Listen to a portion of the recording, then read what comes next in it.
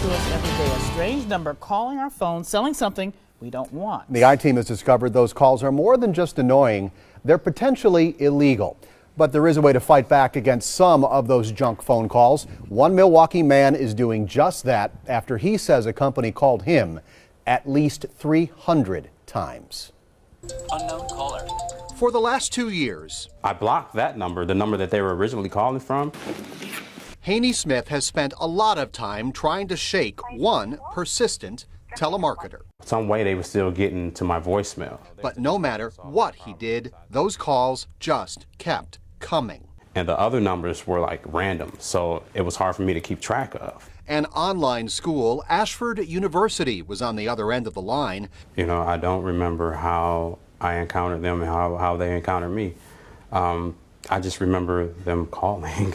After about 20 of those calls, some of them coming twice a day, Smith says he told Ashford to just stop calling. It was like, geez, this lady won't stop, you know? Why? It's a pattern described in this federal lawsuit filed by Haynie Smith against Ashford University.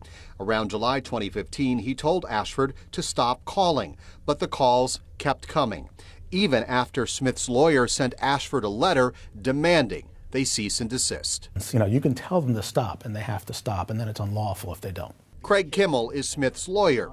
Based in Pennsylvania, he takes cases like this from consumers across the country. Kimmel found himself in Milwaukee because of the sheer number of calls involved.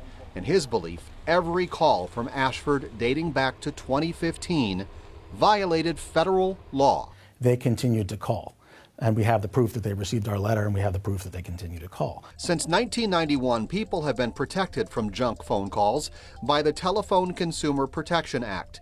It limits when a solicitor can call, requires them to obey a do not call list, forbids automated or pre-recorded calls, and makes a solicitor quit calling the moment you say stop. I told him, I said, I'm not interested, and please stop calling me. As Haynie Smith showed us, those calls were still coming as recently as a couple weeks ago. Saved messages.